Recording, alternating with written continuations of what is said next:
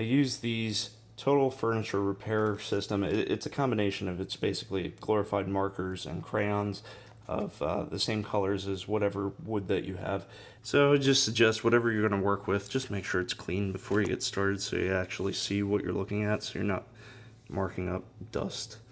So there's some scuffs and some dings on this cabinet. What I'm going to do is just take a marker. It's probably between the mahogany and the walnut. I'm probably just going to go with the walnut. Since these are very superficial, I can just touch them up with a marker. If they were deeper and gouged, I would use the filler.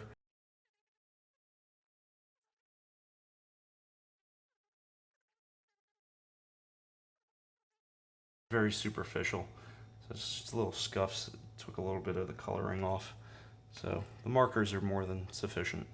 So we'll come in here, mark these up as well. Again, try not to draw where there's not a mark.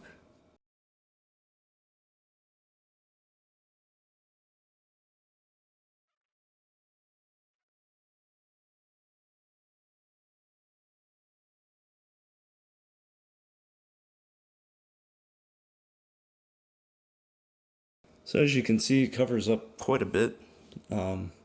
So you can really